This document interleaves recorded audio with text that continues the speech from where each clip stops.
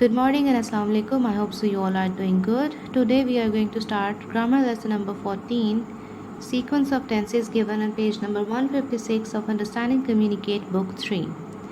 Sequence of tenses means that the tense of subordinate clause should be same as the tense of main clause. If in main clause present tense is being used, then the subordinate clause will also be in present tense. It can be of present continuous, present perfect continuous, or future, depending on the sense. For example, as he leaves the room, he switches off the light. He switches off the light is the main clause, and as he leaves the room is the subordinate clause.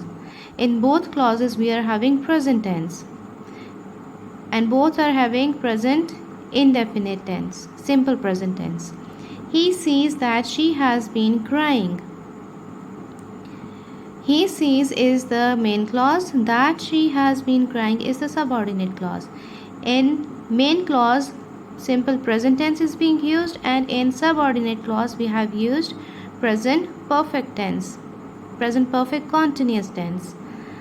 We believe that we shall succeed. Present tense, and in subordinate we have used the future tense. The use of tense in subordinate clause also depends on the sense of the sentence. And if the main clause is in past tense, then the subordinate clause will also be in past tense. For example, as he left the room, he switched off the light. Same example which was used in present tense over here is changed into past tense, and main clause and subordinate clause both are in past tense now. He saw that she had been crying. Past indefinite, past perfect continuous.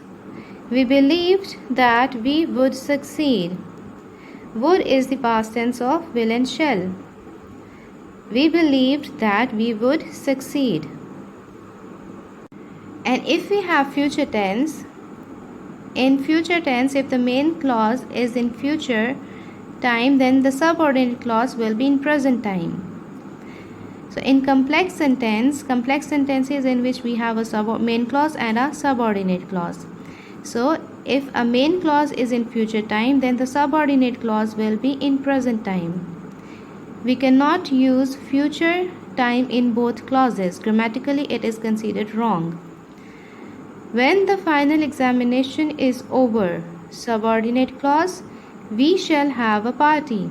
We shall have a party is the main clause and is in future time.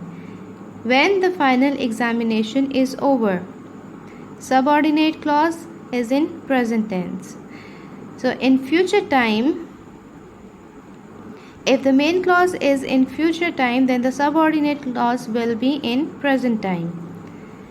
In some cases, the rules regarding the sequence of tenses do not apply. For example, I remember that he once won a prize. Now over here, I remember is the main clause and is in present time. That he once won a prize. This is subordinate clause and given in past tense. Whenever we are talking about past in present time, then the subordinate can be in past and main clause is in present.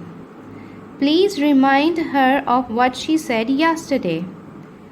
Similarly, when we are talking about something which happened in the past at the present time,